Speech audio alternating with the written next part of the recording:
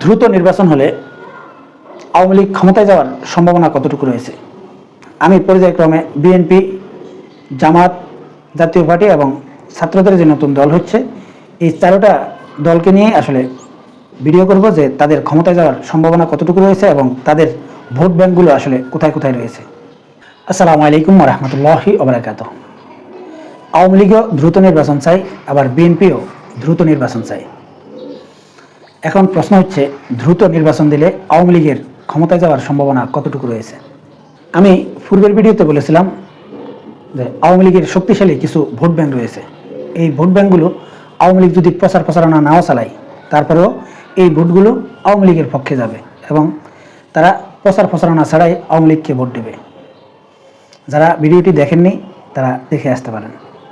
বিগত নির্বাচনগুলো যদি বিশ্লেষণ করেন এবং বাংলাদেশের রাজনীতি যদি আপনি একটু পর্যালোচনা করেন, তাহলে আপনাকে এটা স্বীকার করতেই হবে যে বাংলাদেশে আওয়ামী লীগ এবং বিএনপি এই দুইটা দল ভোটের মাঠে সবচাইতে বেশি শক্তিশালী এবং আওয়ামী লীগ সাংগঠনিকভাবে অনেক শক্তিশালী। এবং এই দুইটা দলের যদি আপনি ভোট ব্যাংক হিসাব করেন, তাহলে বিগত নির্বাচনগুলোকে যদি আপনি একটু পর্যালোচনা করেন, তাহলে বুঝতে পারবেন যে এই দল দুইটির ভোট 30%-এর নিচে নয়, সবসময় তারা 30%-এর উপরে ভোট পেয়েছে। তাই আমি সর্বনিম্ন এই দুইটা দলের 30% ভোট হিসাব করব এবং সেই অনুযায়ী বিশ্লেষণ করার চেষ্টা করব। বাংলাদেশে একটা রাজনীতির প্রেক্ষাপট ছিল, একটা আওয়ামী লীগ বলয়, একটা হচ্ছে বিএনপি বলয়। যদিও আওয়ামী লীগ বিগত 16 বছর রাষ্ট্র পরিচালনা করার কারণে আওয়ামী লীগের জনপ্রিয়তা অনেকটাই কমেছে, এটা অবশ্যই প্রত্যেককে স্বীকার করতে হবে। কিন্তু সেটা এতটা কমেনি যে 30%-এর নিচে ভোট পাবে আওয়ামী লীগ, সেটা আমি মনে করি না। আমার ব্যক্তিগত মতে এখন পর্যন্ত বাংলাদেশের 30% লোক আওয়ামী লীগকে সমর্থন করে।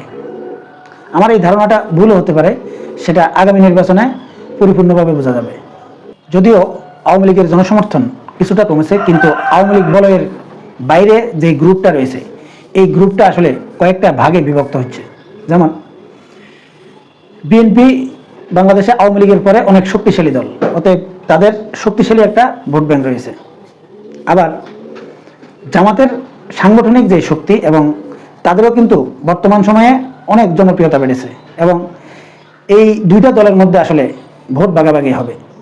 আবার ছাত্ররা এই গণ অভ্যুত্থানে অংশ নেওয়ার কারণে ইয়াং জেনারেশনের কাছে ছাত্রদেরও একটা গ্রহণযোগ্যতা তৈরি হয়েছে, অতএব কিছু ভোট ছাত্ররাও পাবে। আবার অন্যদিকে জাতীয় পার্টি রয়েছে। বাংলাদেশে এই পর্যন্ত আপনি ভোটের জরিপ হিসাব করলে বাংলাদেশের তৃতীয় বৃহত্তম দল হচ্ছে জাতীয় পার্টি। যদিও আওয়ামী লীগের সাথে জোটে থাকার কারণে জাতীয় পার্টির ইমেজ ক্ষুণ্ণ হলেও, যদি জাতীয় পার্টি আবার আলাদা নির্বাচন করে, তাহলে জাতীয় পার্টি আবারও কিন্তু ভালো একটা পজিশনে যেতে পারে এবং জাতীয় পার্টির যে সমর্থক তারাও কিন্তু জাতীয় পার্টিকে ভোট দিতে পারে। অতএব আওয়ামী লীগ বলয়ের বাইরে যে ভোটগুলো রয়েছে, এই ভোটগুলো চারটা ভাগে বিভক্ত হবে। আর বিগত সময়গুলোতে আওয়ামী লীগ আপ্রাণ চেষ্টা করেছিল যে জামাতকে বিএনপি থেকে আলাদা করতে, কারণ জামাতকে যদি বিএনপি থেকে আলাদা করা যায় তাহলে আওয়ামী লীগের জন্য এটা প্লাস পয়েন্ট ছিল। যদিও বিগত সময়ে আওয়ামী লীগ এতে ব্যর্থ হয়েছে, কিন্তু এখন অটোমেটিকলি জামাত এবং বিএনপি এই দুইটা দল কিন্তু আলাদা হয়ে গেছে এবং আগামী নির্বাচনে এই দুইটা দল হাড্ডাহাড্ডি লড়াই করবে বলেও আমার মনে হচ্ছে। তাহলে এটা স্পষ্টভাবে বোঝা যাচ্ছে যে আওয়ামী লীগের ভোট ব্যাংক বা আওয়ামী লীগের ভোটার কমলেও আওয়ামী লীগ এই জায়গায় অনেক বাড়তি সুবিধা পাচ্ছে। এখন প্রশ্ন হচ্ছে যে বাকি জাতীয় পার্টি এবং ছাত্রদের যে নতুন দল, এরা আসলে কি করবে? জাতীয় পার্টি যদি বিএনপির সাথে জোট করে তাহলে পরিস্থিতি একরকম হবে। আবার যদি জাতীয় পার্টি, ছাত্ররা এবং জামাত তারা যদি একসাথে জোট করে, তাহলেও কিন্তু আবার পরিস্থিতি ভিন্ন হবে। আর এই তিনটা পার্টি যদি আসলে নির্বাচন হয়, তাহলে আওয়ামী লীগ কিছু জায়গায় সুবিধা পাবে, আর বর্তমান পরিস্থিতির কারণে আওয়ামী লীগের কিছু অসুবিধাও রয়েছে। প্রথমে আওয়ামী লীগের যে অসুবিধাগুলো রয়েছে সেগুলো নিয়ে একটু আলোচনা করি। জুলাই অভ্যুত্থানে অসংখ্য সাধারণ মানুষ এবং ছাত্রদের মৃত্যুর কারণে আওয়ামী লীগ অনেকটাই কোণঠাসা এবং আওয়ামী লীগ নেতাকর্মীদের বিরুদ্ধে নানা রকম মামলা শুরু হয়েছে। এখন এইসব মামলার বিচার কাজ যদি শুরু করে, দ্রুত এই মামলাগুলো নিষ্পত্তি করা সম্ভব নয়। আর যদি দ্রুত নিষ্পত্তি করা সম্ভব না হয় তাহলে আওয়ামী লীগের যে নেতারা রয়েছে এই নেতারা জেলে বসেও তারা নির্বাচন করতে পারবে। এখন প্রশ্ন হচ্ছে যে তারা যদি জেলে বসে নির্বাচন করে তাহলেও কিন্তু আওয়ামী লীগের যে ভোটগুলো রয়েছে এই ভোটগুলো তাদের বাক্সে পড়বে। যদি 2018 সালের মতো নির্বাচন না হয়, আর বাংলাদেশের বর্তমান পরিস্থিতিতে যেটা মনে হচ্ছে যে আগামী নির্বাচন 2018 সাল মার্কা নির্বাচন হবে না, কারণ আওয়ামী লীগ যদিও তারা মাঠে শক্তিশালী থাকবে না, কিন্তু বিএনপি এবং জামাতের মধ্যে চরম প্রতিদ্বন্দ্বিতা হবে এবং জামাত অবশ্যই চাইবে যে ভোট কেন্দ্রে যাতে বিএনপি কারচুপি করতে না পারে এবং কেন্দ্র দখল করে আসলে একচাটিয়া ভোট নেওয়ার সুযোগ কিন্তু জামাত দিতে চাইবে না, এটা নিশ্চিত। আর এই কারণে আওয়ামী লীগের নেতাকর্মীরা যদিও কেন্দ্রে না থাকতে পারে বা তাদেরকে যদি শক্তিশালীভাবে কেন্দ্রে উপস্থিত হতে নাও দেয়, তারপরেও ভোট যাতে সঠিকভাবে পড়ে এটা নিশ্চিত করার জন্য আওয়ামী লীগকে খুব বেশি চেষ্টা করতে হবে না, কারণ তারা যদি তখন জামাতের পক্ষে বা জামাতের নেতাকর্মীদের পক্ষে দাঁড়িয়ে যায় এতেই তাদের জন্য হয়ে যাবে, তখন আর বিএনপি সেরকম কেন্দ্র দখল করে ভোট নিতে পারবে না। অতএব এই জায়গায় আওয়ামী লীগের যে দুর্বলতাগুলো রয়েছে এই দুর্বলতাগুলো তারা কাটিয়ে উঠতে পারবে। প্রশ্ন হচ্ছে আওয়ামী লীগের যে ভোটার এরা সঠিকভাবে যদি ভোট দেয় তাহলেই কিন্তু আওয়ামী লীগের যে উদ্দেশ্য এবং আওয়ামী লীগের পক্ষে যে ভোটগুলো পড়ার কথা এগুলো কিন্তু অটোমেটিকলি চলে আসবে আওয়ামী লীগের পক্ষে। আবার আওয়ামী লীগের অনেক নেতাকর্মী যারা চিহ্নিত, হয়তো তাদেরকে কেন্দ্রে যেতে দেবে না, হয়তো ভোট দিতে যেতে নাও দিতে পারে, সেরকম পরিস্থিতি যদি তৈরি হয় আওয়ামী লীগ নেতাকর্মীরা হয়তো বিএনপির নেতাকর্মীদের সাথে মিলেমিশে বা বিএনপির পক্ষে তারা কেন্দ্রে থাকবে এই জাতীয় অভিনয় করতে পারে এবং সেই অভিনয়ের মাধ্যমেও তারা কেন্দ্রে থাকতে পারে এবং ভোট কিন্তু তারা যেহেতু গোপনে দিবে এবং ভোটের কাজ নেতাকর্মীরা কিভাবে করে তাদের পরিবারের সবাইকে তারা যেভাবে দিক নির্দেশনা দিবে সেভাবে কিন্তু তাদের ভোট কিন্তু আওয়ামী লীগের পক্ষে যে চলে যেতে পারে। অতএব এই পদ্ধতিতে আওয়ামী লীগ কিন্তু নির্বাচনে মোটামুটি শক্তিশালীভাবে থাকতে পারবে যদি দ্রুত নির্বাচন হয়। এছাড়াও বিগত আওয়ামী লীগ সরকারের আমলে প্রশাসন থেকে শুরু করে সরকারি যত কর্মকর্তা রয়েছে কর্মচারী রয়েছে প্রত্যেককে কিন্তু একটা আওয়ামী লীগকরণ করা হয়েছে। এখন বর্তমান পরিস্থিতিতে তারা হয়তো সরাসরি আওয়ামী লীগের পক্ষে কথা না বললেও অন্তরে অন্তরে কিন্তু তারা আওয়ামী লীগ করবে এবং আওয়ামী লীগকে অনেক সুবিধা দেওয়ার চেষ্টা করবে। অন্তত আওয়ামী লীগের যে ভোটগুলো রয়েছে বা আওয়ামী লীগ নেতারা যতটুকু সুবিধা পাওয়া দরকার এবং তারা ভিতরে ভিতরে যতটুকু সুবিধা দেওয়ার দরকার ততটুকুই দেওয়ার চেষ্টা করবে, এটা প্রায় নিশ্চিত। আর এই কারণে আওয়ামী লীগ দ্রুত নির্বাচন চাইছে। এছাড়াও বিএনপি এবং জামাতের মধ্যে যেই ভোটের লড়াই, এই লড়াইটা যদি হাড্ডাহাড্ডি হয় তাহলে কিন্তু আওয়ামী লীগের জন্য এটা অনেক বড় প্লাস পয়েন্ট এবং আওয়ামী লীগ কিন্তু সংখ্যাগরিষ্ঠ আসন পাওয়ারও সম্ভাবনা থেকে যাবে।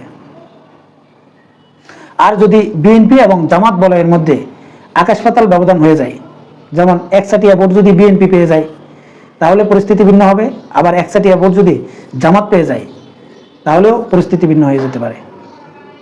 বর্তমান যেই প্রেক্ষাপট এটা যদি বিশ্লেষণ করেন এবং জামাত, জাতীয় পার্টি এবং ছাত্রদের যে দল এগুলো যদি একটা গ্রুপ তৈরি করে এবং ইসলামিক দলগুলি সহ যদি একটা গ্রুপ তৈরি হয়ে যায় তাহলে বিএনপির পক্ষে শক্তিশালী একটা জোট হতে যাচ্ছে এবং এই জোটের অনেক সুবিধা আওয়ামী লীগও নিয়ে নিতে পারে।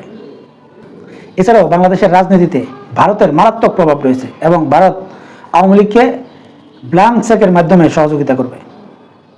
অতএব মিডিয়া কেন্দ্রিক বা ভিতরগত অনেকগুলো গোষ্ঠী কিন্তু আওয়ামী লীগের পক্ষে শক্তিশালীভাবে কাজ করবে। তাই আওয়ামী লীগকে একেবারে হেলাফেলা করার কোনো কিছু নেই। আগামী নির্বাচনে যারা আওয়ামী লীগকে একেবারে হেলাফেলা করছেন তারা কিন্তু আওয়ামী লীগ সম্পর্কে ভালোভাবে বোঝার সক্ষমতা কিন্তু কম রয়েছে বলে আমি মনে করি। অতএব যারা আওয়ামী লীগকে আসলে খুব একটা প্রাধান্য দিতে চান না এবং আওয়ামী লীগের শক্তিমত্তার গুরুত্ব দিতে চান না, তারা আওয়ামী লীগের রাজনীতি ভালোভাবে বুঝেন কিনা সন্দেহ রয়েছে। হয়তো অনেকে মনে করতে পারেন আওয়ামী লীগ এখন বাংলাদেশে নেই, একেবারে চুপচাপ, কিছুই নেই, এরকম অনেকেই ভাবতে পারেন। ঠিক 5 আগস্টের আগে জামাতকেও এরকম মনে হয়েছে যে জামাত বাংলাদেশে নেই এবং তাদের শক্তিমত্তা একেবারে নেই, কিন্তু পরবর্তীতে কি দেখা গেল যে 5 আগস্টের পর জামাত যে ভিতরে ভিতরে কতটা শক্তিশালী হয়েছে সেটা আপনারা দেখেছেন। অতএব আওয়ামী লীগ চুপচাপ রয়েছে এই বলে এই নয় যে তারা কোনো পরিকল্পনা করছে না, তারা অবশ্যই তারা আবার যাতে মাঠে ফিরে আসতে পারে এবং রাজনীতিতে তারা সক্রিয় হতে পারে, সেই পরিকল্পনা তারা অবশ্যই করছে। এবং সেটা তারা কিভাবে উপস্থাপন করে এবং কিভাবে তারা ফিরে আসে, সেটা কিন্তু অবশ্যই দেখার বিষয় রয়েছে। আপনারা দেখেছেন যে আসিফ নজরুল স্যার স্পষ্ট ভাষায় কিন্তু একটা কথা বলেছেন যে আওয়ামী লীগের শক্তিমত্তা সম্পর্কে আপনাদের যে ধারণা এটা পাল্টাতে হবে, কারণ এখন পর্যন্ত বাংলাদেশের প্রত্যেকটা প্রতিষ্ঠানে আওয়ামী লীগ সবচাইতে বেশি শক্তিশালী। যেমন অনেকেই বলতে পারেন যে প্রশাসনের যারা কর্মকর্তা রয়েছে বা ওসি, এসপি, ডিসি, এদেরকে পাল্টানো যাবে, কিন্তু এদেরকে পাল্টিয়ে কাদেরকে আনা হবে? সেই একই লোক, তাদেরকেই কিন্তু আনা হচ্ছে।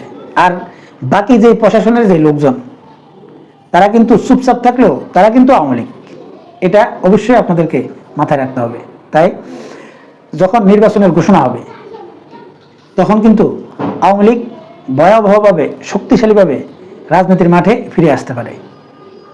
তাই যারা আওয়ামী লীগকে আসলে খুব বেশি প্রাধান্য দেন না, তাদের উদ্দেশ্যে আমার বক্তব্য হচ্ছে যে আওয়ামী লীগের শক্তিমত্তা আপনাদেরকে অবশ্যই মাথায় রেখে তারপর নির্বাচনের হিসাব কিতাব করতে হবে।